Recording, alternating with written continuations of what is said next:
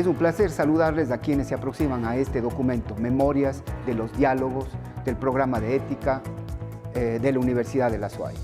Para nosotros es altamente satisfactorio presentar un documento novísimo, en un formato novísimo, que no solamente es la grabación de aquellos eventos que sucedieron, sino que es el diseño que permite que unas memorias digitales se presenten. Pensamos que es el primer esfuerzo que se está realizando en este sentido y nos sentimos entusiasmados por eso y vamos a continuar. El objeto de estudio es trascendente, el objeto de lo que ustedes van a ver es trascendente, porque es la ética, la reflexión universitaria y ciudadana de la ética como un elemento indispensable tanto a las profesiones como a las áreas del conocimiento. Pensamos que es un aporte, para nosotros es un punto más de llegada, pero de ninguna manera algo que se detiene porque estamos compelidos y comprometidos para el mejoramiento de la vida en todas sus fases. Muchas gracias.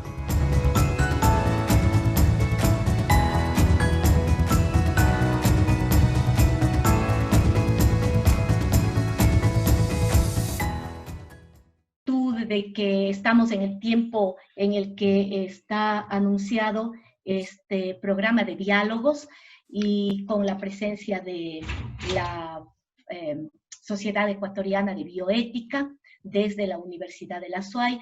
Agradezco pues el honor de haberme invitado a este conversatorio y poderlo moderar.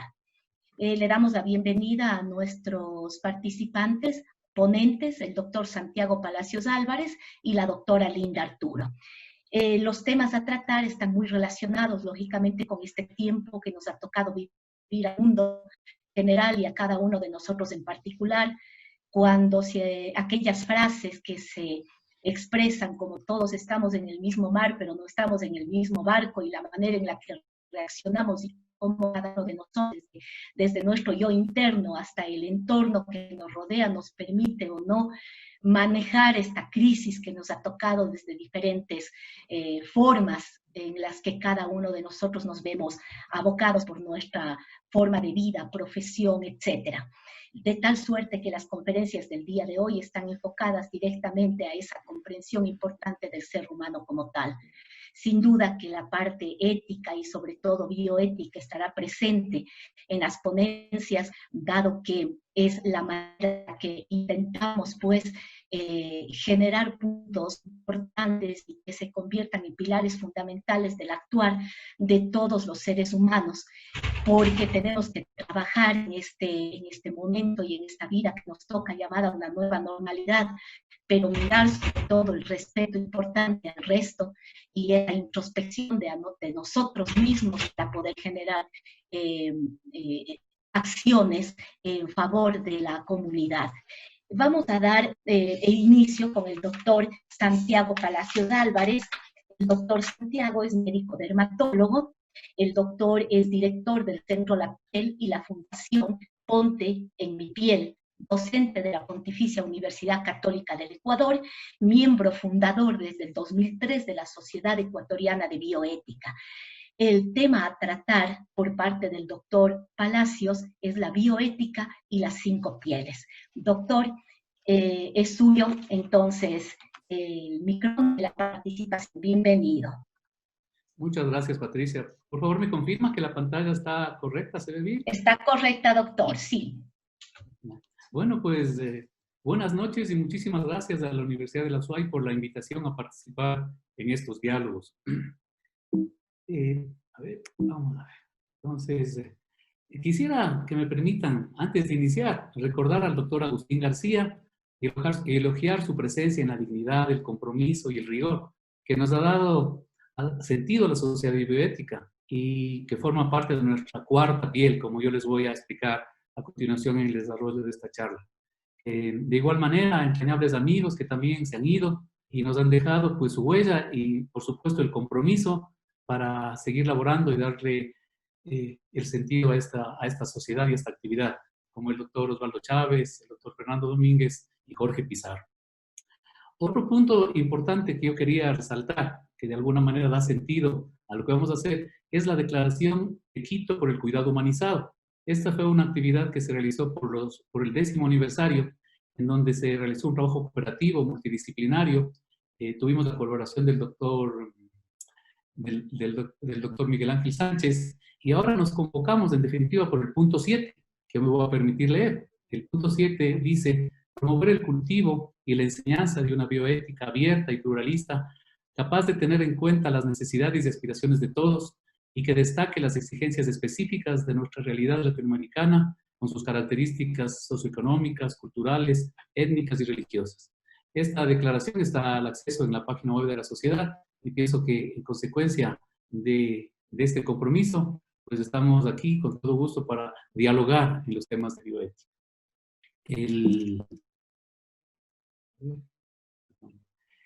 Yo me voy a referir a 3 puntos. Me voy a referir a las 5 pieles, que es el título de la charla, al conflicto del curador y a la bioética y la ciudadanía, con unos puntos, con unas reflexiones muy puntuales.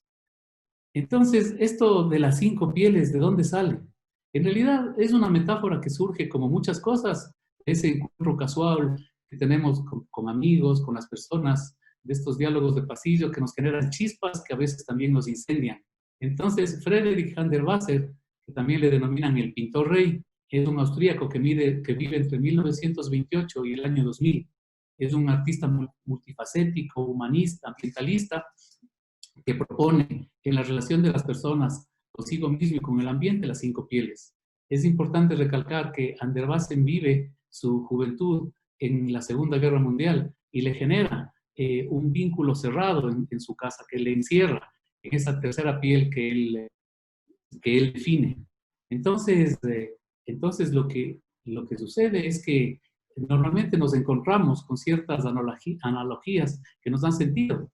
Entonces, hace algún tiempo, desde la condición de dermatólogo, por supuesto, hicimos esta modificación esquemática de las 5 pieles, en donde dejamos de tener los círculos cerrados que plantea la propuesta original de van der Waser, para referirnos a las 5 pieles como una sola unidad, en donde todo está interrelacionado, donde no nos podemos separar la una de la otra piel.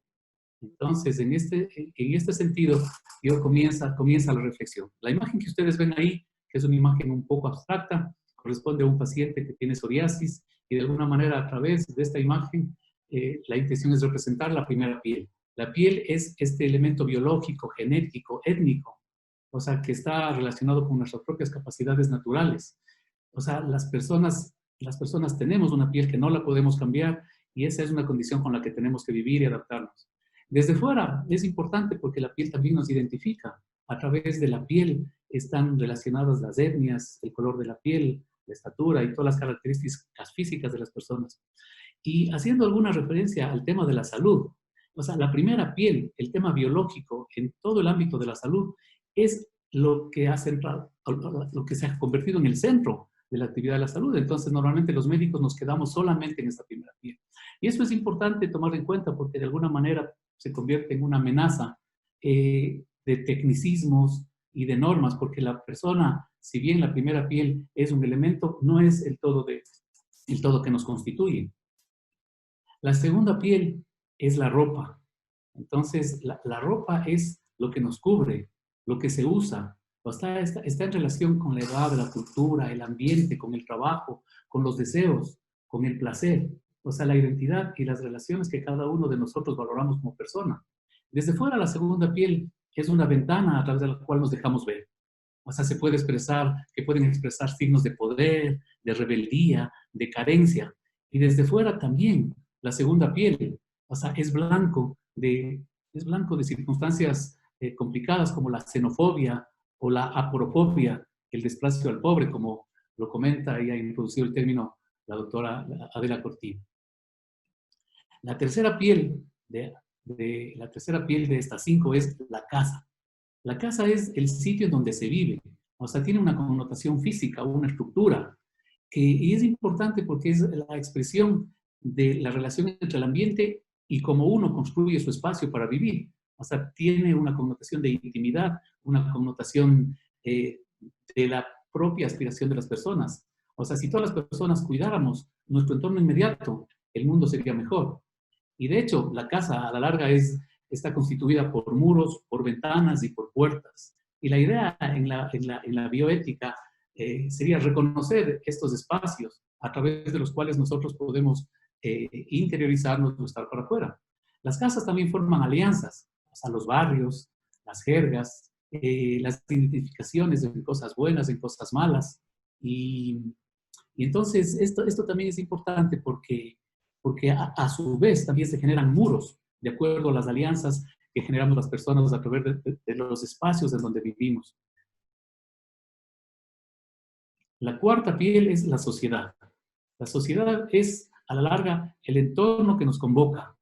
Entonces, la sociedad, lo que nos vincula, lo que nos hace ciudadanos, estar en un sitio. Este es un espacio virtual de una cuarta piel, donde una serie de personas que nos convocamos a través del interés en la bioética, nos juntamos para revisar estos temas, pero la cuarta piel es una realidad que todos tenemos en nuestro trabajo, en nuestros estudios, en los conflictos de nuestra salud. Siempre estamos inmersos, envueltos en un entorno social. Entonces, en el pequeño caracol que hemos graficado, o sea, se puede observar la primera piel, la segunda, la cuarta, que sería este espacio amplio, global, en donde se desarrollan nuestras actividades. Y finalmente la quinta piel, o sea, como podemos ver en esas gráficas, los ríos, los campos, las flores, las montañas, son la naturaleza que nos cubre. Y de hecho, la naturaleza, en las mismas propuestas de Potter, o sea, expresa la salud humana y el respeto a la tierra que nos sustenta, en lo que estaría refiriéndose a una bioética global. Entonces, este es el esquema de las 5 pieles que tiene una vinculación con los temas de bioética que les voy a comentar en un momento. Entonces, otro tema que quisiera resaltar en este momento es que a la larga las 5 pieles se convierten en un esquema interior en donde uno puede ir relacionando y dando sentido. Yo pienso, y bueno, de hecho todas las personas tenemos una estructura de pensamiento en nuestra cabeza, y es importante que si las cosas que aprendemos, las cosas que vamos valorando, no se enlazan en nuestra estructura, desaparecen, se pierden. Entonces ahí viene el proverbio o la moraleja, ¿no? Esas frases populares que repetidas expresan un pensamiento moral, o sea, un consejo, una enseñanza, eso que dice que lo que oigo lo olvido, lo que veo lo recuerdo, lo que hago lo aprendo, pero que lo que descubro lo uso. Yo le doy valor a compartir esta reflexión de las 5 pieles porque a través del ámbito en el que yo trabajo podemos descubrir en una reflexión un elemento que dé sentido a lo que estamos haciendo. Entonces, esas son las 5 pieles de Anderbassen y las 5 pieles que estamos vinculándole tanto en la actividad de la dermatología y la salud, que es lo que yo hago, como en la actividad de la bioética, que a la larga, o sea, son lo mismo. El segundo punto al cual yo me quería referir es el conflicto del curador. De todas maneras, yo quisiera ampliar la palabra curador a una connotación más amplia, más allá de la salud, porque a la larga la palabra curador, como la curaduría en el arte, es esa valoración que hacemos nosotros en las cosas que estamos desarrollando cotidianamente, desde valoraciones elementales, básicas para vivir, hasta valoraciones más complejas. Entonces, en relación a esto, el conflicto del curador está relacionado con la ruta de la enfermedad. En ese esquema que ustedes ven a su derecha, está una persona con un montón de flechas que quieren representar lo que la gente hace cuando está enferma. Y la gente cuando está enferma no se relaciona directamente con el médico, o sea, se relaciona con su familia, se relaciona con sus propias concepciones de salud o de enfermedad, y nosotros los médicos no podemos controlar. A manera de ejemplo, una persona que tiene un tumor en el dedo, o sea, tiene una ruta a través de la cual está buscando su proceso de curación. Entonces, una segunda imagen que para mí es sumamente importante es hablar y reflexionar sobre el umbral de la enfermedad. O sea, la enfermedad es una condición que altera el estado de bienestar de una persona y existen normalmente 2 núcleos de relación. El núcleo profesional, que está por encima, o sea, en donde se ve, que es en donde actuamos los médicos, que está relacionado con las evidencias, con lo científico y con lo tecnológico. Ese es un núcleo real en donde nos desempeñamos en la práctica médica, pero es un núcleo peligroso porque suele ser torturador en la medida de que le impone al paciente girar en torno a la enfermedad y condicionarse en torno a la enfermedad. Entonces, a la larga, es importante tener en cuenta el núcleo antropológico, es decir, una reflexión basada en la persona, en el humanismo, en los valores. Entonces, en esta imagen, nosotros podríamos poner encima de este gráfico las 5 pieles. O sea, no somos solamente una estructura biológica, con un dolor, con un signo, sino somos una piel integrada con nuestra familia, con nuestra sociedad y con el ambiente. Entonces, aquí viene una lógica del razonamiento de bioética en las decisiones de salud. Entonces, a manera de ejemplo, nosotros en la salud tratamos problemas complejos, como por ejemplo, este es un caso de un melanoma. Un melanoma es un tumor muy grave que nos genera conflictos de decisión, porque tiene, o en última instancia estaría vinculada a la vida de las personas. Entonces, es importante tener en cuenta en la lógica del razonamiento que las decisiones no son ciertas, sino son probables, y la probabilidad es prudencia. Que las decisiones no son verdaderas o falsas, sino más bien son prudentes o imprudentes. Y que la búsqueda de una decisión razonable y prudente es la deliberación. Entonces, esa deliberación va a estar enmarcada. Estas son reflexiones tomadas de las propuestas de Diego Gracia. Entonces, en estos conflictos es importante dividir en 3 conflictos, que tenemos los conflictos de los hechos, que acogiéndonos al tema médico son los conflictos clínicos, pero podríamos extrapolar a cualquier otra actividad. Los conflictos de valor, que son los conflictos morales, y los conflictos de deber, que son los conflictos éticos. Entonces, en este sentido, cuando nosotros queremos imponer una relación de justicia, justo en nuestra toma de decisiones, tendríamos que contemplar los hechos, los valores y los deberes o los derechos. Y aquí sí vale la pena resaltar, porque a la larga los hechos están vinculados con el Estado, con la autoridad, con la fuerza, con la política. Los valores estarían más bien vinculados con la moral, o sea, cómo nos relacionamos con las personas, con la igualdad, la equidad, lo legítimo, la virtud y los individuos. Y a la larga, en la parte superior estaría la connotación ética, o sea, de derecho, de la dignidad, de la libertad, del respeto. Entonces pienso que todos estos elementos se juntan en este conflicto del curador, porque estamos viendo, y si quisiéramos podríamos cambiar, y no decir conflicto de curador, o sea, conflicto de nuestra valoración, de nuestra cotidianidad.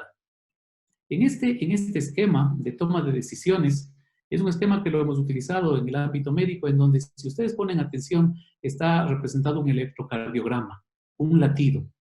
Entonces, el latido tiene la onda P, Q, R, S, T, como ustedes pueden ver, y es importante porque el latido, o la toma de decisiones, al igual que el latido, podría salirse de una banda legítima. O sea, nuestra actividad está enmarcada en un espacio de legitimidad en donde no necesariamente las personas obramos en un mismo sentido. Es importante tener en cuenta un pensamiento paralelo, o sea, que yo puedo tomar y moverme en un espacio distinto, pero dentro de la banda de legitimidad. Entonces, las decisiones tendrán que promover un curso intermedio en donde se valore la tolerancia, la templanza, la prudencia, en donde seamos capaces de adaptarnos a una situación.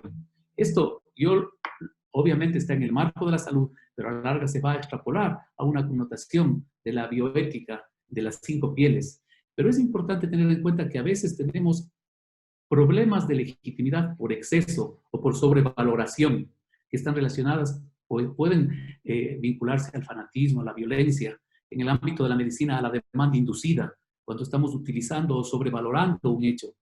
Entonces, ese es uno de los problemas de una acción extrema. Y, por lo contrario, una acción extrema de negación, o sea, cuando uno puede estar vinculado con la apatía o la negación de un procedimiento. Entonces, todo esto es importante, que a la larga estaría vinculado también con la autonomía. Hasta una persona, para tomar una decisión adecuada, debe tener un conocimiento correcto de todas las opciones. Y esa sería lo que está tratando de representar esta imagen de la toma de decisiones en el tema ético. El tercer punto al cual yo me quería referir es la bioética y la ciudadanía. O sea, algunos puntos que nos van a poner a nosotros en relación con nuestro contexto. Entonces, volviendo a nuestras 5 pieles, lo que pretende representar ese esquema, o sea, es un espacio interior que no vemos, O sea, en las letras azules está en ese espacio interior en donde se encuentra el carácter, la ética, la vocación, la confianza, el bien común. Y en la parte externa, pues están la moral, el profesionalismo, la responsabilidad, el reconocimiento, o sea, la excelencia. Entonces, en este sentido vamos dando un poco de connotación a la relación de las 5 pieles. Entonces, el momento de tomar decisiones es importante tomar en cuenta la deliberación. O sea, seamos capaces de deliberar.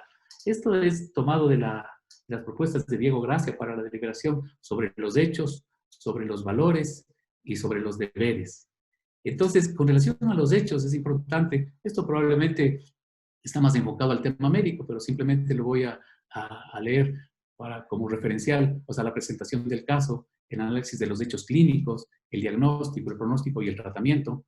Como decíamos, pues los hechos son, o sea, una connotación más real, lo que se está viendo, y debe estar sumado al tema de los valores, donde debe existir una identificación de los valores identificados, la elección de los valores a definir. Pero sobre todo el punto crítico sería el tema de los deberes, o sea, identificar las acciones posibles, como estábamos mirando en la imagen anterior, las acciones extremas, las acciones intermedias y las acciones óptimas. O sea, insisto en decir que las acciones intermedias prudentes probablemente sean la forma en la que nosotros deberíamos enfocarnos. Y la segunda es un tema interesante que son las pruebas de consistencia de una decisión.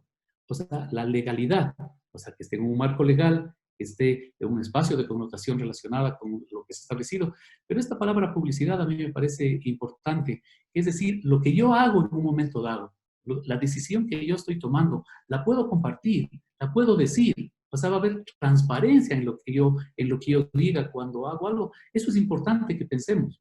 O sea, que digamos, sí, esto es algo que debe hacerse. Y el tercer elemento de tiempo, es decir, lo que yo digo ahora o lo que hago ahora, ¿lo voy a poder hacer o tendrá un sentido o se podrá valorar en el tiempo? Me parece que eso es importante de tomar en cuenta. Es decir, legitimidad, publicidad, o sea, que lo pueda relacionar y el tiempo para la toma de decisiones. Quiero pedirles una pequeña, perdone Patricia, ¿puedo hacer o sea, porque voy a dejar de compartir un segundo la pantalla, sí, perdónenme que tengo aquí un problema técnico de la presentación, discúlpenme.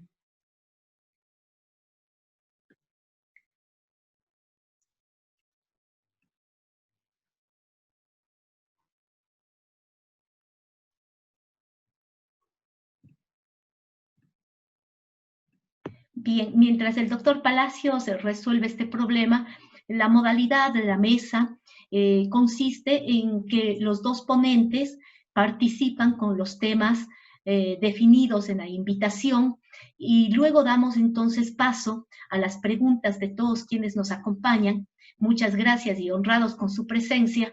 Y más tarde entonces terminamos con conclusiones, si el tiempo nos permite, con seguridad, si tendremos para dejar sentado qué valoramos de todo aquello que es importante en la parte tanto médica cuanto general del ser humano como tal, en el respeto a sus valores, en la forma de actuar de todos los que estamos inmersos en el área de la salud y de aquellos que no, en la adaptación al ambiente y a la forma de llevar la vida con respecto a las determinadas crisis que podamos sufrir en ella, como es, por ejemplo, esta pandemia que nos ha abocado a trabajar en esta adaptación.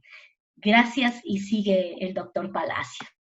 Bueno, sí, les pido una disculpa por un problema técnico de un cruce de las presentaciones, pero bueno, luego de haber hablado de los 3 pasos de la deliberación, yo quería pasar en la relación médico-paciente o en este tema del conflicto del curador. O sea, se están inmiscuidos los principios de la bioética, la beneficencia, la no maleficencia, la autonomía y la justicia.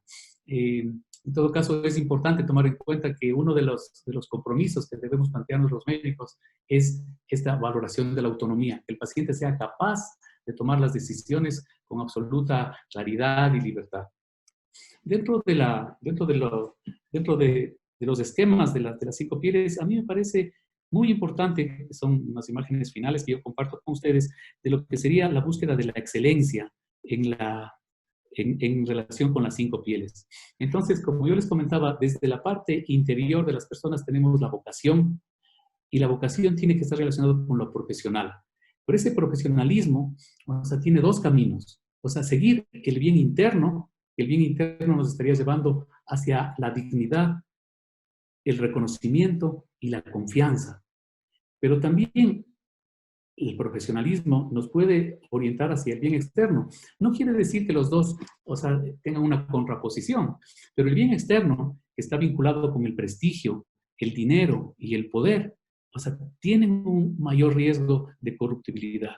Entonces, a mí me parece que la excelencia y el profesionalismo deberían estar centrados fundamentalmente en el bien interno, sabiendo que estos 6 elementos que compartimos en la diapositiva, todos van a estar vinculados. Y en esta imagen, pienso que cada vez se hace necesario que nosotros reflexionemos en la construcción de los valores. O sea, cómo construimos los valores y cómo nos relacionamos con ellos. Entonces, en el lado izquierdo de la diapositiva, fijándonos en lo que hablamos de la primera y la segunda piel, de lo que es la segunda piel, nuestra ropa, nuestra propia identidad, y de lo que es nuestra casa, los espacios íntimos, están los sentimientos y las emociones. Y esos sentimientos, esas emociones, o sea, tienen que estar relacionados con lo que nos aporta la cuarta, la quinta piel, que son realidades y hechos. Entonces, una deliberación adecuada de estos elementos nos lleva a construir valores adecuados. Pero también tenemos que tener cuidado porque existe un riesgo en la construcción de esos valores, los riesgos del individualismo, cuando solo sopesamos los elementos que están vinculados con nosotros mismos, o también los riesgos del dogmatismo, cuando están solamente fijados en los hechos independientes de las personas. Entonces, ese es un punto importante que vincula las 5 pieles con nuestra cotidianidad, con la formación de los valores. Entonces, en una imagen que nosotros hemos adaptado al tema de la salud es la ventana de Johari. La ventana de Johari que se aplica también en el tema, sobre todo, de la educación. Pero en la ventana de Johari manifestamos esta flecha horizontal que representa la enfermedad. Y sobre esta flecha horizontal está un iceberg que representa también la manifestación de esta enfermedad. O sea, normalmente nosotros vemos la parte superior del iceberg, en donde el médico, representado en azul, conoce la situación de la enfermedad y el paciente desconoce. Entonces, en este vínculo entre el médico y el paciente, tiene que fortalecerse esta relación de salud, una relación de salud donde se promueva la autonomía. Pero esta relación no va a poder darse en forma correcta si no valoramos un espacio secreto, o sea, el espacio íntimo del paciente que se encuentra debajo, lo que el paciente conoce y el médico no conoce. Y muchas veces los médicos valoramos en la relación con las personas el conocimiento científico, pero ese conocimiento científico se puede ver frustrado si es que nosotros no valoramos lo que realmente el paciente siente. Eso de alguna manera también se vincula en el tema de la educación, lo que es el currículum oculto. O sea, lo que en definitiva no estamos viendo, que la gente está sintiendo y nadie conoce lo que esa persona piensa. Y luego existe un espacio que es el espacio desconocido. El espacio desconocido no sabe ni el médico ni el paciente. Y este probablemente sea el espacio de la ciencia.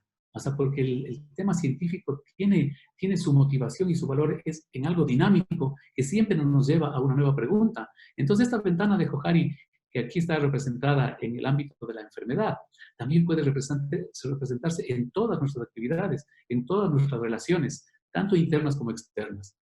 Y finalmente, para terminar, yo pienso que en las 5 pieles y con estas reflexiones que yo he compartido con ustedes, tenemos que promover una relación de confianza en donde se escucha más que se habla, se pregunta más que se supone, se entiende más que se juzga y se delibera más que se impone. Muchas gracias. Hasta ahí. Exposición. Gracias, doctor Santiago. Excelente exposición. Y vamos a dar paso a la doctora Linda Arturo. La doctora es pediatra, jefe de neonatología del Hospital Isidro Ayora. La doctora pertenece a diversas sociedades de pediatría, de lo que está relacionado directamente con su profesión y con su especialidad. La doctora forma parte también de grupos de investigación, tanto de publicaciones cuanto otros grupos que están relacionados con el área médica que le compete a la doctora, además de la bioética también. Es autora de libros infantiles, ha sido expositora tanto nacional cuanto internacional, ha publicado artículos también de relevancia en importantes revistas. Le damos paso a la doctora Arturo con la ponencia La bioética y la resiliencia, o cómo no morir en el intento. Le damos paso, doctora, bienvenida, y es suya la pantalla. Bueno, muchas gracias, buenas noches con todos. Un gusto de reencontrarnos en salud, reencontrarnos aquí con antiguos profesores, respetados profesores. Agradezco a la universidad, agradezco a la sociedad por la invitación. Para mí es el honor de estar con ustedes compartiendo lo que vamos a conversar hoy día. Nada más una aclaración, Patricia, yo no soy el líder de neonatología, es otro colega muy digno. Yo soy coordinadora de calidad de la maternidad Isidro Ayora, es decir, a mí me toca arreglar los relajos que nos impone la sociedad y la enfermedad, pero eso ha ayudado mucho para humanizarse más. Entonces me permito en este instante compartir la pantalla y empezaríamos. Ahí estamos. Ok, creo que estamos viendo lo que debemos ver. Si me puede confirmar, querida Patricia, ¿estamos bien? Adelante, doctor, está bien. Listo, ok. Cuando el doctor Arroyo conversó conmigo y me propuso presentar un tema sobre bioética con el que me sintiera un tanto cómoda, decidí más bien escoger algo que me produce bastante dolor en estos momentos y que se va a reflejar en la siguiente presentación, en la siguiente diapositiva, porque a todos nos ha afectado la pandemia de COVID. De alguna u otra manera, todos hemos perdido alguna cosa y yo creo que más bien es la inconformidad la que mueve al mundo y eso es algo que yo quiero reflejar con esta presentación. ¿Qué hemos perdido y qué hemos ganado durante la pandemia? Aquí yo he hecho una recolección de lo que a mí me parece que es lo que más hemos perdido, sobre todo las 937,000 vidas perdidas a nivel mundial. Este es un dato actualizado hace 2 horas, y entre ellos están nuestros abuelos, abuelas, madres, padres, hijos, hermanos y sobre todo colegas. Así que quiero rendir un homenaje conjuntamente con ustedes a aquellos colegas que nos han dejado cumpliendo su deber, atendiendo a todas aquellas personas que por una u otra razón han también caído durante esta pandemia que no nos imaginábamos que nos iba a tocar en nuestra generación. Pero también hemos perdido años de estabilidad económica conjuntamente con los empleos, pero también desde el punto de vista cognitivo y metacognición se ha perdido la cordura, hemos perdido mucho el respeto. La demostración es la falta de consideración al no utilizar, por ejemplo, mascarilla o la distancia social. Hemos perdido la noción del tiempo. Teletrabajo en el cual yo me encuentro ahorita, tengo reuniones desde las 8 de la mañana hasta las 10 de la noche y sigo trabajando 2 de la mañana y lo mismo le pasa a los colegas. Hemos perdido ese espacio compartido cuando estábamos en los hospitales compartiendo con nuestros colegas, con nuestros pacientes. Muchas veces se pierde el autocontrol también. Y yo creo que también la mascarilla a veces se vuelve una máscara, detrás de la cual se ha perdido esa sonrisa. Hemos perdido el poder abrazarnos, el poder besarnos, es decir, el poder de tener la libertad de hacer algo que para nosotros hasta hace unos 6, 7 meses era algo tan común. También hemos ganado la sensación de que la muerte es un desperdicio. Vemos colegas, vemos gente tan valiosa que ha fallecido y que realmente yo me he puesto a pensar, ¿por qué tiene que fallecer alguien tan valioso? Y ahí viene la demostración de nuestra humanidad. La muerte no respeta a nadie. Los virus, bacterias, todo aquello que nos puede provocar daño, es algo biológico, no es algo que humanamente podamos entenderlo. Hemos ganado también el síndrome de la cabaña, el hecho de tener temor a salir, y hemos ganado también mucho distanciamiento social. Se ha destapado la corrupción, no voy a ahondar en esto, pero también es un tema ético que que se debería trabajar desde el punto de vista de valores, no solamente desde el punto de vista económico. Hemos ganado fake news y pseudociencia. Actualmente todo el mundo sabe sobre cómo tratar el coronavirus, todo el mundo sabe qué es lo que no hay que hacer y qué hay que hacer, y todo cae también en aspectos de neuromitos. Hemos ganado también un dolor individual, pero también un dolor colectivo. El dolor colectivo de que como humanidad todo posiblemente empezó por haber transgredido las leyes de la naturaleza. Y finalmente también se ha adquirido la noción de que el mundo conocido ha desaparecido y que probablemente no lo volvamos a recuperar en muchos años. A pesar de este ambiente tan sombrío y de estas condiciones tan dramáticas, también hemos perdido el miedo a decir te quiero por Zoom. Las reuniones, como en este momento, ahora las tenemos vía Zoom, y eso ha sido también la oportunidad de perder el pánico a la tecnología. Y como el doctor Palacios acaba de tener ese traspié tecnológico, si es tecnología es que no funciona. Y todo lo hemos pasado durante algún momento de esta pandemia. Hemos perdido también la ansiedad de utilizar una mascarilla, y esto para los que somos médicos fue muy común desde nuestros primeros años de medicina. Pero también yo me preguntaba cómo la gente común que camina por la calle, que no se dedica a la medicina, tiene ahorita la capacidad de poder aceptar, ponerse un elemento que no es normal para el ser humano y que tiene que ser adaptado, y que también es un aspecto tecnológico. También hemos ganado conocimientos insospechados. Aprender desde cómo se arregla una computadora hasta el hecho de tener programas nuevos y tener otras habilidades también aprendidas. Hemos aprendido nuevas rutinas y nuevas costumbres. El hecho de lavarse las manos correctamente, el hecho de mantener esa distancia social, el hecho de utilizar adecuadamente los limpiadores. Hemos ganado amigos virtuales. Esos amigos que posiblemente no teníamos conocimiento que había pasado, nos llaman y nos preguntan cómo estamos, y nosotros hacemos exactamente lo mismo. Hemos ganado el valorar estar vivos y el sentido de la vida, del cual ya vamos a conversar. En este ámbito y en este momento tan dramático que vive la humanidad, y yo creo que es mucho más impresionante que las otras pandemias a las cuales la humanidad también se ha enfrentado, porque tenemos más conciencia de nuestro ser y tenemos más noción de lo que debemos y no debemos hacer en su mayoría. Y el transgredir, como dije, esas leyes naturales también nos provoca una insatisfacción a aquellos que sabemos sobre que el hecho natural es seguir a la naturaleza, y que esas transgresiones provocan estos estados. Hace 500 años no se sabía sobre la peste bubónica, hace 100 años las medidas eran muy básicas, pero actualmente incluso el hecho de tener una vacuna que se esté desarrollando en pocos meses hace que esa sensibilidad científica y por saber esté mucho más a flor de piel. Entonces, ante este drama que estamos viviendo, la resiliencia es una respuesta. Y la resiliencia, a la final de cuentas, es la capacidad de adaptarse y de movilizarse frente a la adversidad. Y no solamente eso, sino también salir fortalecido. Lo que no te mata te hace más fuerte.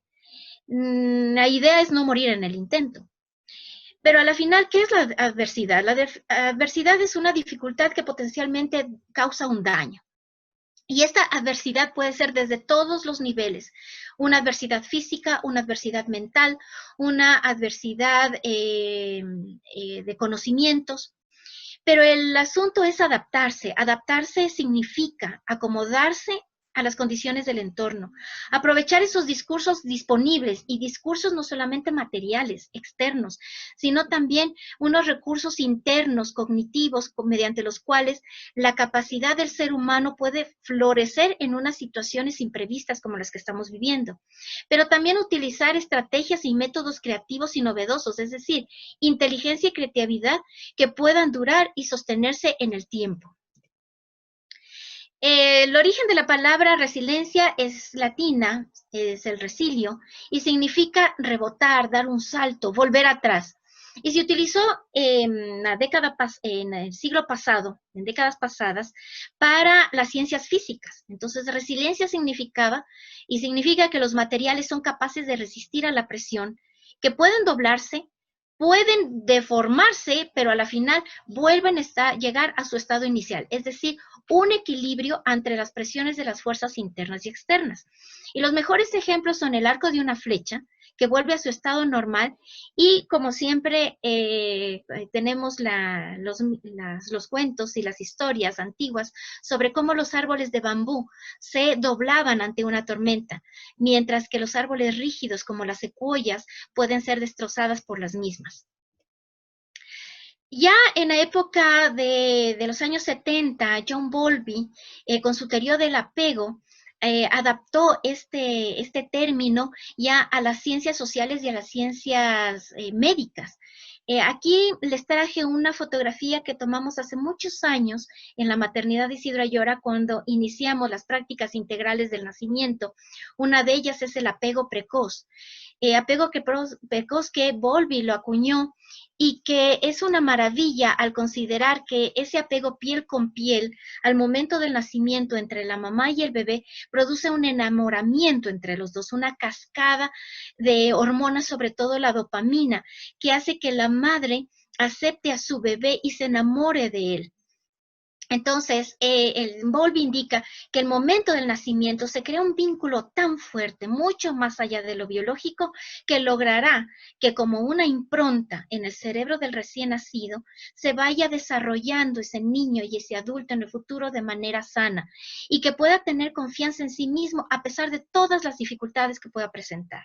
Entonces, Bowlby habla de un resorte moral, es decir, una cualidad de una persona que no se desanima y no se deja batir. Y todo empieza en el momento del nacimiento.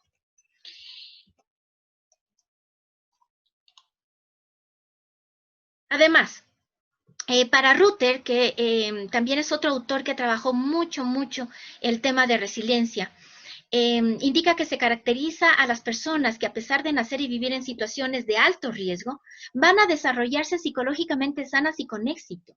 Entonces, la idea es pasar de un modelo de victimización a un modelo de acción y de aceptación de la realidad, pero también con un escudo protector. Se habla también de una predisposición mental para afrontar la diversidad, y esta predisposición mental, hablando en términos de inteligencias múltiples de Howard Gardner, se traduce en inteligencia emocional.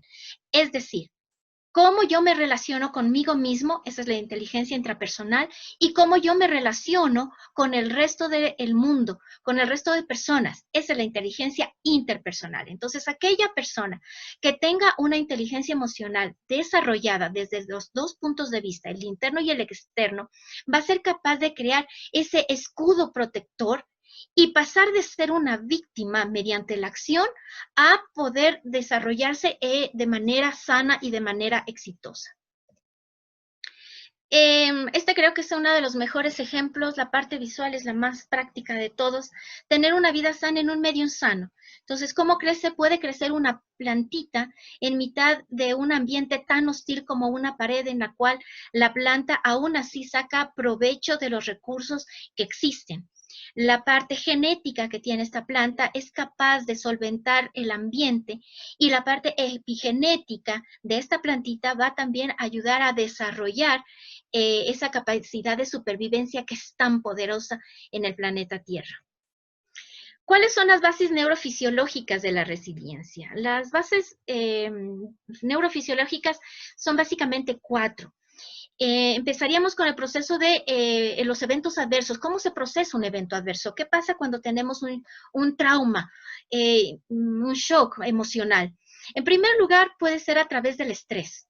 Y el estrés provoca un secuestro emocional, es decir, las catecolaminas, el cortisol, todas esas hormonas potentes que se producen en momentos estresantes, producen que el sistema límbico, sobre todo la amígdala que está ahí pintadita de rojo en el centro de nuestro cerebro, haga que aflore emociones primarias. Estas emociones primarias van desde la desesperanza, pasando por la tristeza y terminando con la ira y la agresión. En cambio, la resiliencia es la capacidad de adaptarse, y esta capacidad se centra a nivel neuroanatómico en la corteza prefrontal, aquella corteza que nos vuelve seres humanos, la zona del lado izquierdo especialmente. Y cuando la corteza prefrontal logra tener ese control, nuevamente la persona puede entrar en una sanación emocional. Hay que tomar en cuenta esto, por ejemplo, en los adolescentes. Cuando un niño comienza la etapa de la adolescencia, esta corteza prefrontal no crece, se queda del mismo tamaño. Sus neuronas prácticamente no se desarrollan hasta ya llegar a la edad adulta, aproximadamente los 18, los 20 años. Mientras que el sistema límbico sufre una explosión neuronal, y por eso es que los adolescentes actúan como actúan. Entonces, ese es el fundamento también para moderna educación, tanto para padres como para profesores y obviamente para nosotros, el personal de salud, tener en cuenta estos aspectos neurofisiológicos para comprender al adolescente y ayudarle que esas frustraciones que se producen por este secuestro emocional no se mantengan en el tiempo, y que poco a poco vaya aprendiendo y vaya comprendiendo que la resiliencia existe y que poco a poco su propio cerebro madurará con las experiencias vividas, y que se saque experiencias válidas para poder afrontar las situaciones estresantes. En segundo lugar están los neurotransmisores, la serotonina, la hormona de la alegría. Ahí está representada en términos químicos. Y la serotonina es aquella que conduce a la resiliencia a través de todo nuestro organismo. Mientras tanto, que es el cortisol el que aumenta el estrés, y por lo tanto un cortisol bajo nos vamos a lograr que tengamos una resiliencia mucho más potente. La neuroplasticidad, el hecho de que nuestro cerebro, independientemente de la edad, sea capaz de modificarse, no solamente a nivel anatómico, sino también a nivel fisiológico. Esta neuroplasticidad se pensaba hace tiempo que solamente se producía o se tenía presente hasta los 5 años de edad, y no es verdad. Todas las personas tenemos la capacidad de reaprender gracias a esta capacidad, y no importa la edad, depende de la actitud que tenemos ante los hechos y ante las condiciones que se nos presenten. Como cuarto punto está la genética. Obviamente, tenemos genes mediante los cuales estamos definidos, pero no estamos determinados. Si bien es cierto, las teorías darwinianas indican de que el ser humano como mamífero y como animal tiene un determinismo, una definición biológica, ese determinismo se rompe a través de la epigenética. La epigenética, modulada por el ambiente, modifica esas condiciones genéticas también que existen y nos transforman. Y como ya hablaremos posteriormente, también la actitud mental puede modificar mucho de lo que estamos definidos a ser. La resiliencia y la salud y la enfermedad. Obviamente, la enfermedad se produce por factores estresantes, y estos factores estresantes van a causar enfermedad a nivel físico, cognitivo, emocional y conductual. También, por supuesto, afecta la calidad de vida, como la percepción que tenemos de una situación de vida. Entonces, la enfermedad, a la final de cuentas, no solamente se refiere al ámbito corporal, también se refiere a un ámbito integral del ser humano, y esa capacidad perdida que tenemos cuando estamos enfermos para poder solventar los problemas que se nos presenten, y que afecta obviamente a nuestra calidad de vida. Aquí hago un paréntesis y les cuento un dato que a mí me llamó mucho la atención hace algunos años cuando lo descubrí. Cuando hablamos de recién nacidos, no hablamos de calidad de vida, hablamos de bienestar.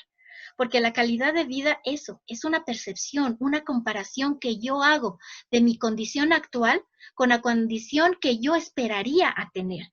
Un neonato, un bebito recién nacido, no tiene esa capacidad de percepción. Mientras que lo que debemos hacer los cuidadores de ese recién nacido es lograr el máximo bienestar en su salud, para que poco a poco su cerebro madure, su cuerpo madure, y sea capaz de compararse él mismo con la gente que le rodea.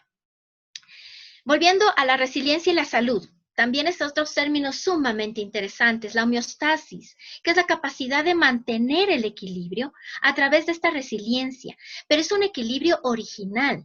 Mientras que cuando ocurre una situación estresante, una situación traumática, puede llegarse a la homeoresis. ¿Qué significa esto? Un equilibrio dentro del desequilibrio, es decir, un pseudo equilibrio, un nuevo equilibrio. Yo me encontré con esta palabra hace muchos años en el siglo pasado, en mi posgrado de pediatría, cuando hablábamos de desnutrición. Aquellos niños desnutridos llegan a un estado de homeoresis, un equilibrio dentro del desequilibrio, pero aparece una enfermedad, por ejemplo, una enfermedad diarreica, como por ejemplo algún problema respiratorio, y ese pseudoequilibrio se rompe y el niño que está en homeostasis, que no tiene desnutrición, puede sobrevivir, pero en cambio, este niño que está en homeoresis puede fallecer por una simple enfermedad. Entonces yo llamaría a la reflexión en este momento para ampliar este concepto no solamente al niño, no solamente al ser humano, sino en general a la sociedad. ¿Realmente ahorita estamos en un estado de homeostasis o estamos en un estado de homeoresis? Yo creería que el segundo, porque apareció la pandemia y de hecho nos rompimos como sociedad. Las características de la persona resiliente. Se ha trabajado mucho, hay muchos datos, muchos estudios sobre esto, se ha conversado mucho sobre esto. Y las capacidades son básicamente estas, para resumirlas. La aceptación de la realidad, pero es una aceptación obstinada, pasional. Es decir, comprendo lo que me pasa, realmente sé lo que estoy viviendo, soy capaz de identificar la realidad como tal. En segundo lugar, la profunda convicción de que la vida tiene un sentido. Y esto lo trabajó mucho Viktor Frankl y lo cuenta en forma espectacular y en forma dramática en su libro El hombre en busca de sentido. Como sabemos, Viktor Frankl, un superviviente de Auschwitz, neurólogo muy reconocido después de los campos de concentración, fue héroe en su propio momento cuando decidió que su visa se caducara para cuidar en Austria a sus padres ancianos. Y fue capturado, enviado a Auschwitz. Y él encontró que la supervivencia se basa en la esperanza. Ya lo vamos a comentar. En segundo lugar, ¿qué hago con los limones? La habilidad para improvisar. Esa habilidad increíble que tiene el ser humano que ha tomado conciencia de su realidad y que sabe que sirve y que debe servir para un propósito en la vida. Y el típico aforismo, si te lanzan limones, haz jugo de limón. Pero yo le he ampliado, no solamente hagas limonada. También haz pay de limón, vende los limones en confitados, crea una fábrica de todos los productos del limón, haz un emprendimiento. Entonces, improvisa con lo que la vida te dé. Y finalmente, tener una terca pasión. El mundo funciona a través de la pasión. Todos los descubrimientos científicos, todos los descubrimientos humanos se basan en que alguien tuvo pasión por hacerlo y muchas veces les costó la vida. Marie Curie es un ejemplo. Joseph Campbell, en su libro El héroe de las mil caras, trabaja mucho sobre el concepto del héroe. El héroe que empieza como una persona normal, entre comillas, pero es sometido a unas circunstancias anormales, unas circunstancias fuera de su entorno y, por lo tanto, por esa pasión interna que tiene en forma innata el ser humano, logra convertirse en un héroe.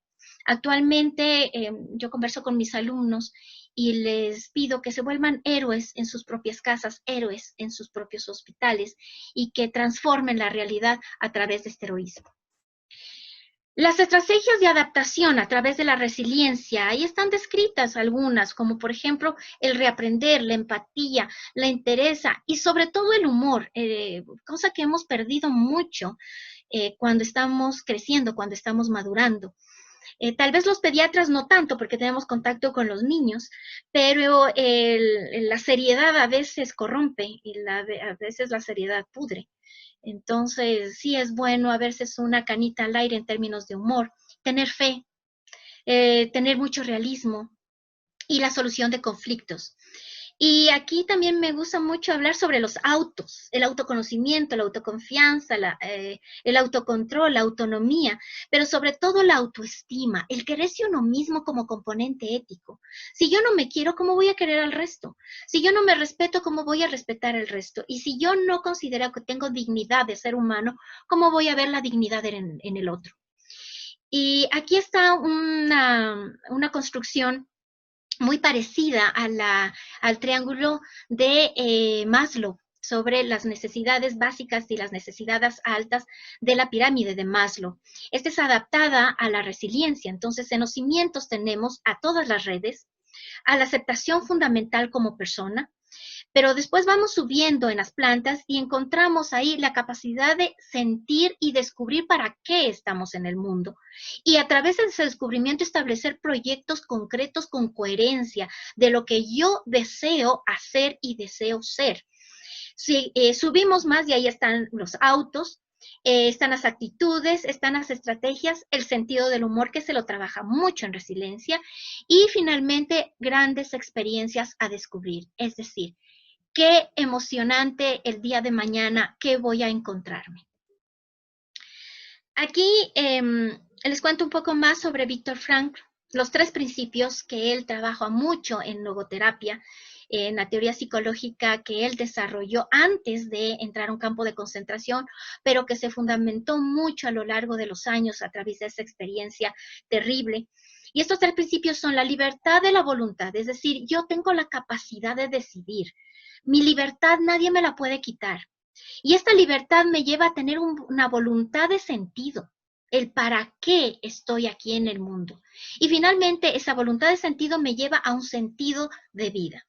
Viktor Frankl habla que estos 13 principios, estos 3 elementos, los vio y los vivió en los campos de concentración, en los 4 que él pasó, en las personas que realmente sobrevivieron. Y un cuarto punto más, la trascendencia, sobrepasar los límites del tiempo sobre todo. Aquí él habla de que las circunstancias extremas nos pueden despojar de todo, menos de una cosa, de la libertad de elegir y cómo responder a esas circunstancias. Es decir, como ser humano, yo tengo la libertad para decidir cómo me siento, cómo actúo y qué quiero hacer con los limones. En relación a las dimensiones neuropsicológicas de la resiliencia, a nivel individual, la primera dimensión o la primera herramienta que una persona tiene es la cognición, es decir, el darse cuenta de la realidad. ¿Qué tengo a mi alrededor? Y de ese alrededor mío, ¿para qué me sirve? La metacognición, ¿qué voy a hacer con la realidad? ¿Qué voy a hacer con esas herramientas? ¿Cómo analizo esa realidad y la utilizo para mejorarme y para mejorar? Y finalmente la inteligencia intrapersonal de la que ya conversamos, el insight, el cómo me veo a mí misma.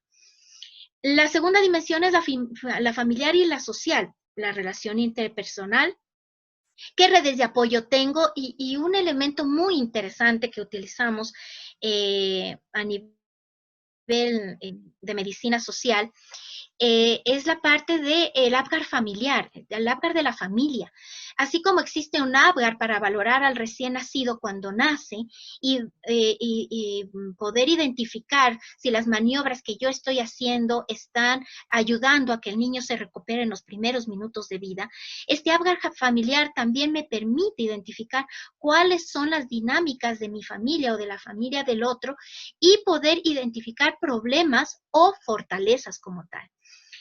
La teoría sistémica de que significa ser parte de un todo. La resiliencia también nos cuenta, como veremos más adelante, que el ser parte de un todo es lo que nos hace ser seres humanos. La persona individual como tal no existe. Existe dentro de una sociedad en su contexto, lo que nos hablaba el doctor Palacios también. Una de las pieles del ser humano es su sociedad. Cómo estoy inserto en esa sociedad y cómo yo influyo en esa sociedad. Y por supuesto las dimensiones éticas de la resiliencia. ¿Quién soy yo en términos de dignidad? ¿Qué es lo que tengo? ¿Qué valores son los que yo poseo? Y lo que yo puedo hacer. Y a mí me gusta mucho el término de ética aplicada y el ética del cuidado. A veces filosofamos mucho en ética. Vemos las cosas con mucha, desde un punto de vista de nube. Pero en cambio, si es que aterrizamos, si es que ponemos los pies en la tierra, la ética aplicada, la ética de cuidado, nos va a dar un margen de acción mucho más concreto y mucho más amplio. Y aquí viene dónde empata la resiliencia con la ética del cuidado. Entonces, el estrés por la pandemia ha causado que se gasten muchos recursos psicológicos. Y estos recursos psicológicos también gastados pueden parecer como las etapas del duelo. Entonces, primero lo niego, primero no me lo creo lo que está pasando. Después viene la etapa de la ira, después puede venir una etapa de indiferencia y finalmente una etapa de aceptación porque me tengo que adaptar a todos los cambios y cambiar mi rutina. Aquí en casa, por ejemplo, cambiamos la rutina completamente, por ejemplo, de la limpieza. Tenemos más cuidados, tenemos más acuciosidad, no se deja que alguien ingrese sin las medidas de seguridad y esos son cambios de rutina. Entonces hemos tenido que aceptar estas transformaciones, pero cuesta y cuesta mucho en términos psicológicos. Además de eso, la pandemia nos ha provocado un abismo entre lo que aparentemente éramos y lo que realmente deberíamos ser. No pensábamos que existía tanta corrupción, teníamos una percepción, pero la corrupción siguió durante la pandemia y se agudizó. Entonces no nos la podemos creer que realmente nuestra sociedad era de tal manera. Entonces, ¿quiénes pensábamos que deberíamos ser? Nos causa un trauma y un shock también emocional. Y esto, por supuesto, tiene implicaciones económicas, tiene implicaciones a nivel social de nuestra cultura, cómo se está transformando, y por supuesto a nivel sanitario. ¿Cuáles son las respuestas saludables al estrés por la pandemia? La resiliencia es el camino para la humanización. Es el fundamento de la solidaridad y del bienestar y del desarrollo humano, pero también es la empatía. Así que la resiliencia, esa capacidad de adaptación, pero esa capacidad de adaptación en proyección hacia mí misma, pero también para proyección hacia el otro, al que tengo enfrente. Y esto se logra a través del sentido empático. Para Viktor Frankl, los tres mecanismos para la supervivencia en cualquier situación grave o estresante es tener una misión, es decir, el para qué estoy aquí, el significado de la vida. En segundo lugar, lo que ya decíamos, la esperanza, una motivación hacia el futuro. Yo espero que esta pandemia termine, por supuesto que sí, pero ¿y mientras tanto? Y finalmente optar por una actitud. ¿Qué voy a hacer mientras esta situación dure? Y yo tengo esa capacidad y todos tenemos esa capacidad de elección. En esto se basa la ética del cuidado. Para Victoria Camps, la ética del cuidado se fundamenta en la relación con el otro, la relación con la sociedad, la ética relacional. Entonces, las relaciones de las personas significa involucrarse y establecer compromisos con la otra persona, pero compromisos directos, compromisos no solamente de dientes para afuera, sino realmente llegar a cumplir lo que Santa Teresa de Calcuta decía. Ama, pero ama hasta que te duela. Eso es un realmente compromiso. Y todas estas relaciones interpersonales se basan en afectividad. No se basan en la parte cognitiva ni metacognitiva, se basan en los sentimientos. Y muchas veces, desde el punto de vista de personal de salud como médicos, nos olvidamos de estas palabras. A veces nos da miedo y muchas veces enseñamos a través de currículum oculto, que también lo mencionó el doctor Palacios. Estas actitudes, enseñamos a que no te tienes que comprometer con tu paciente, porque si no, te vas a morir un poco si él se muere. No te comprometas porque te va a estar fregando la vida y te va a llamar a las 2 de la mañana. Sepárate de las necesidades emocionales de tu paciente, y no es cierto. Entonces tenemos que hablar del respeto, la ternura, el cariño y el amor. Y todas estas relaciones afectivas tienen bases neurofisiológicas y se fundamentan básicamente en la dopamina y están fundamentadas en el cerebro izquierdo y están fundamentadas en el neocórtex. Así que son hechos biológicos naturales a los cuales no les debemos tener miedo. Rojas habla de que la humanización es el incentivo más frecuente para sobrevivir, el mejor antídoto contra los efectos nocivos de cualquier desgracia, y esta pandemia es una desgracia, y es el principal pilar de la resiliencia humana. Entonces, la humanización basada en el afecto, en el respeto, la ternura, el cariño, el amor hacia el otro, va a hacer que supervivamos y sobrevivamos como especie. El cuidar del otro es dar respuesta a esa fragilidad y a la vulnerabilidad del ser humano. Ahorita todos somos vulnerables. En gran o menor medida tenemos vulnerabilidad más allá de lo que teníamos en enero. Así que entre todos tenemos que solventar esta vulnerabilidad a través de la resiliencia. Víctor Frank, o sea, yo ando emocionada con Víctor Frank, creo que soy presidenta de su club de fans, me van a disculpar, pero después de haber leído hace años su libro y después de tener contacto con logoterapia, me parece que es uno de los mejores ejemplos de vida que tenemos a nivel mundial y que vale recogerlo y vale difundirlo. Él decía, he encontrado que el significado de mi vida ayudando a los demás a encontrar en sus vidas su propio significado. Es decir, me veo a través del otro. ¿Vivo a través del otro? Sí, por supuesto, porque el otro también significa que me va a cuidar. Entonces, cuidarte a ti significa que yo me cuide y es algo que se está promocionando a nivel mundial. Si tú no llevas la mascarilla, si no tienes la distancia social, si no te lavas las manos, eso también me afecta a mí como humanidad. Esto es algo que estuve pensando a las 4 de la mañana y lo quiero compartir finalmente con ustedes. En estos tiempos de pandemia, de pérdidas profundas, la clave es sobrevivir, pero no solamente desde el punto de vista biológico, sino también desde el punto de vista ético, mediante la resiliencia y dando un sentido a nuestra existencia, porque la verdadera muerte es en realidad perder la esperanza.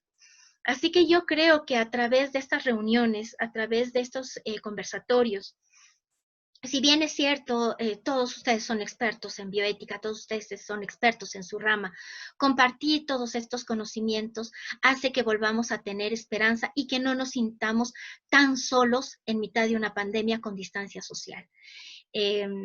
Yo agradezco la oportunidad nuevamente y que sigamos teniendo estas reuniones porque hemos ganado todavía este contacto humano a través de Zoom. Yo invitaría a los colegas no solamente para hacer preguntas, sino también sus comentarios sobre todo lo que hemos escuchado en esta noche. Así que muchas gracias. Doctor Arturo, muchas gracias. Excelente conferencia. Estamos entonces ante un momento de trabajar nuestra capacidad de preguntar, de realizar estos comentarios que nos está compartiendo e invitando la doctora Arturo. Con la conferencia del doctor Santiago estamos entonces listos a recibir sus preguntas. Las haré aquellas que están en el chat y si alguien desea la palabra, pues estaremos dispuestos a escucharle. No tengo preguntas en el chat. Alguien que quisiera, por favor, compartir una reflexión o realizar una pregunta.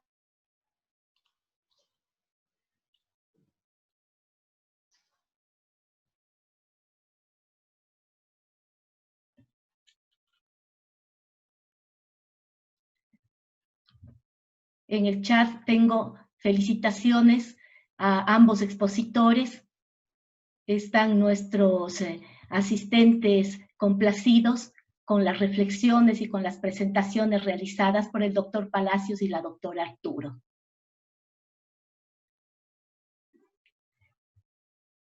Si alguien se anima, pues estamos acá en espera de su participación. Mientras tanto, podríamos entonces generar algunas conclusiones.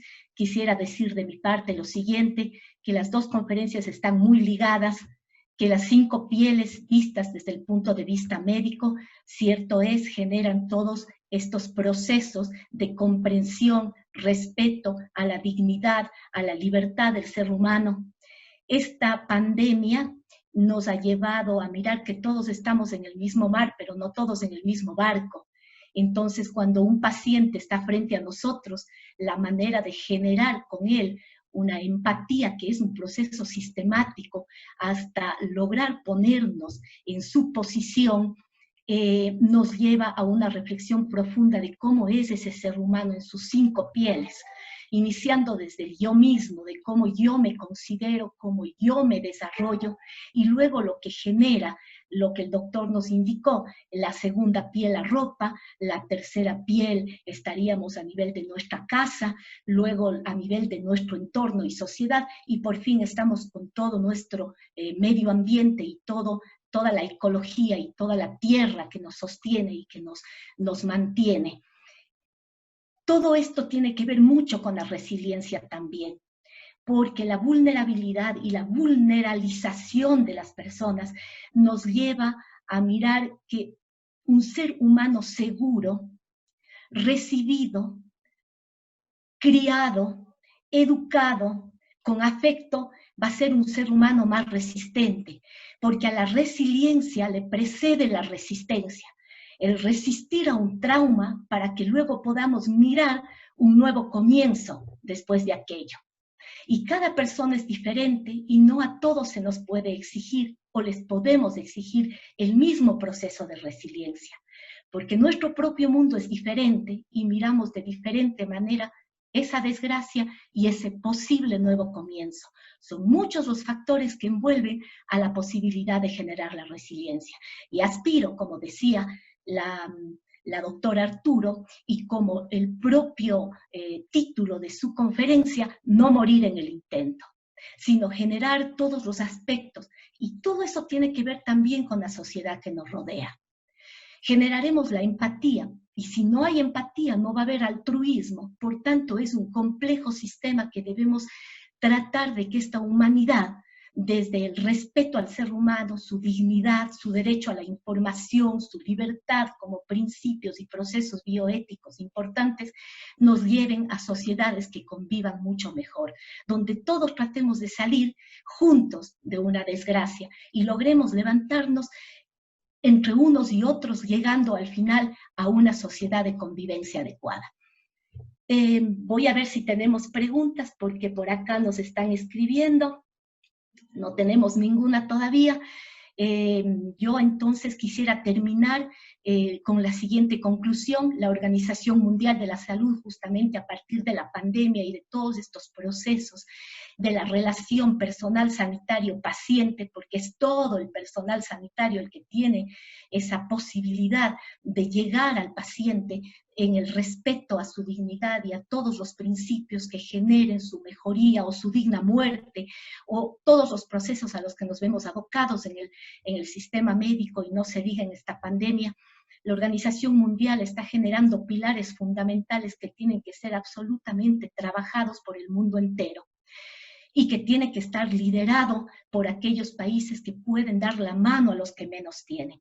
Y se refiere, por ejemplo, a educar a seres humanos conscientes, seguros de sí mismos, que puedan establecer una relación y una resistencia a los diferentes momentos que les toque pasar en su vida, sean personales o grupales, como es en el caso ahora de la pandemia. Otro de los pilares es el ecosistema, otro de los pilares es, por ejemplo, la arquitectura, y el doctor Santiago en la cuarta piel, en la tercera piel, que es la casa justamente, y visto de forma general dentro de las 5 pieles, pues hay que generar una arquitectura sostenible, el no intervenir en el medio ambiente y en justamente construir amigablemente con ese ambiente, donde todos tengamos una vida digna y una vida con las mejores condiciones que acompañen a cada uno de los individuos, de los seres humanos, sociedades, culturas y etcétera. Estas serían las conclusiones a las que yo pudiera llegar, y seguimos pues, si es que no existe ninguna pregunta, tanto por el chat que no la encuentro, solamente felicitaciones a los expositores. Si hay alguien que de forma directa quiere hacer una pregunta verbal. Gabriela, por favor, Gabriela Paredes, activa su micrófono, le escuchamos.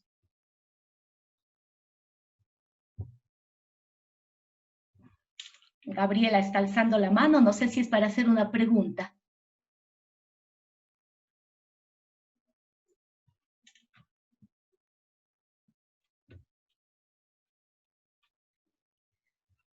¿No? Entonces, si los expositores quieren una última intervención, por favor, el micrófono es suyo, doctor Santiago.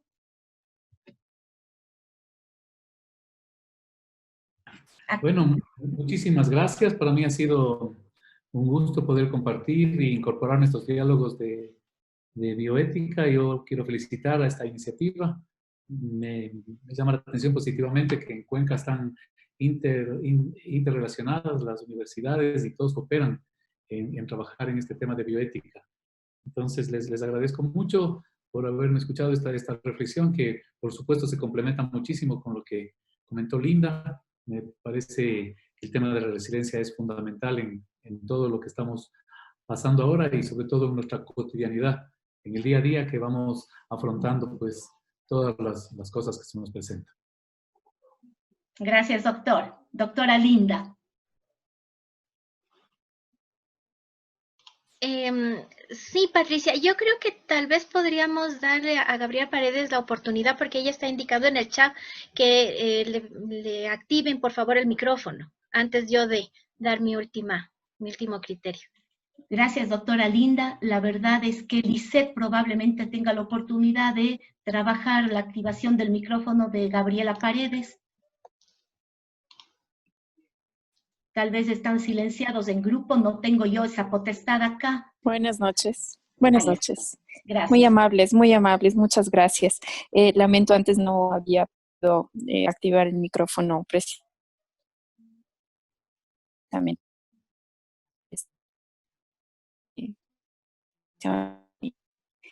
Al doctor Palacios, a la doctora Arturo, muy nutritivo este espacio de un poco entender mejor lo que nos está pasando.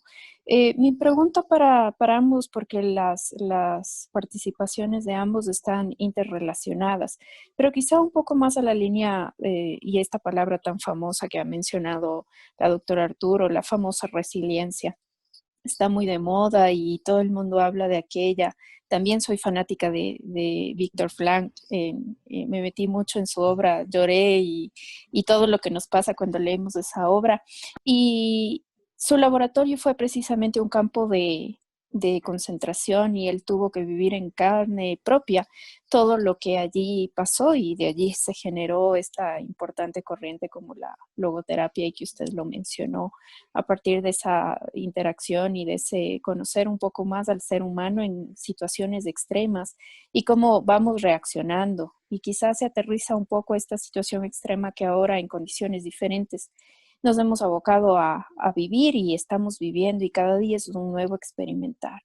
Y cuando reflexiono sobre la resiliencia y pretendo hacer lo mismo con mi vida o quizá personas que estén en situaciones mucho más agobiantes y realmente duras o quizá catastróficas, ¿cómo insertar o cómo hacer que las personas desarrollen esta capacidad para que en efecto puedan ser resilientes con lo que les está pasando?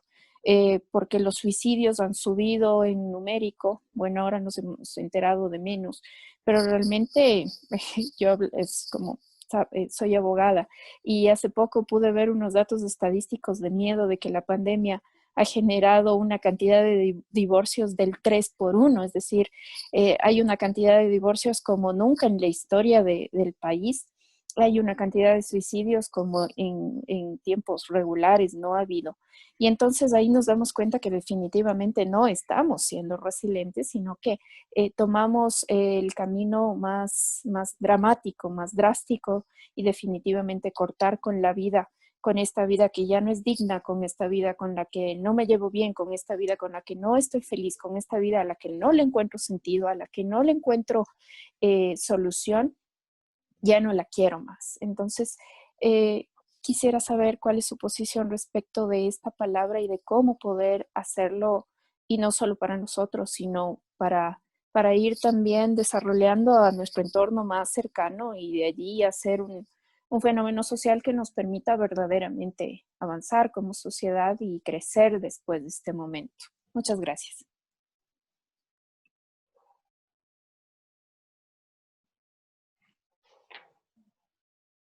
Doctora Linda, suya es la intervención ahora. Ok. Gracias, Gabriela, por la interrogante, dramática interrogante también, de cómo cambiamos la mente de una persona. Cuando se trabajó durante muchos años los factores motivacionales por parte de psicólogos de una época post-freudiana, por ejemplo, el mismo Maslow, Eric Berne, y todos los otros grandes monstruos de la psicología existencial, en la cual más bien se habla sobre que el mundo sí puede cambiar a través de la transformación del ser humano si es que éste lo desea. Yo creería que más bien parte desde el punto de vista de la educación, porque como decía Maslow, se preguntó, ¿y por qué unas personas son exitosas y otras no? ¿Y qué significa el éxito? Entonces investigó a la gran mayoría de exitosos de su entorno, de su época, y descubrió que había factores internos propios de cada persona que le permitían llegar a ese éxito independientemente de lo que ya se llamara éxito. Y por eso es que él creó su famosa pirámide. Entonces, en primer lugar, cada persona tiene que descubrir sus propias potencialidades, pero ¿qué tal si esta persona no tiene las herramientas necesarias intrapersonales para descubrirse quién es? Entonces, ahí viene lo otro, lo que también Patricia recalcaba mucho, la solidaridad, el altruismo. La otra persona tiene que darle la mano. Y en estos últimos años se ha perdido mucho el ayudar a la persona, aunque no pida ayuda. A veces se ha dicho que el peor consejo es el que no se solicita. Eso es relativamente una mentira, porque si yo veo que alguien se está ahogando en un canal, obviamente voy a hacer todo lo posible para rescatarlo sin convertirme en víctima, pero rescatar a esa persona es lo mismo desde el punto de vista emocional. El hecho de que estemos junto a una persona significa no solamente estar físicamente al lado de, sino también estar al lado emocionalmente. Y yo creo que mucho también se basa, vuelvo a repetir, en educación. Tenemos que formarnos. Quien no haya leído a Viktor Frankl tiene una falla educacional, instructiva, tiene una falla en su formación personal. Quien no haya leído a estos otros autores que cité tiene problemas para poder entender de dónde venimos y qué podemos aportar posteriormente. Entonces, la formación, la autoformación y la formación que podemos dar a los otros es fundamental. Por eso es que es tan valioso estas reuniones que ustedes están realizando para lograr una difusión de los conocimientos. Entonces, la primera base es el conocer a través de la educación, la difusión de información. Y la segunda ya es la práctica, ayudar a esa persona que aterrice con su propia realidad. Mi padre, que era psicólogo, decía que para ayudar a otra persona uno tiene que volverse un espejo. No decirle qué hacer, porque nadie le puede decir al otro qué tienes que hacer, lo que tú decías, Patricia. No le podemos exigir al otro que sea resiliente en la misma medida que soy yo. Cada quien tiene sus propios mecanismos y todos sus propios valores y sus propios traumas mentales. Entonces, esa persona, a través de que yo me vuelvo un espejo, puede mirarse en mí, puede mirar lo que yo le estoy proyectando, pero también reencontrarse a través de mí.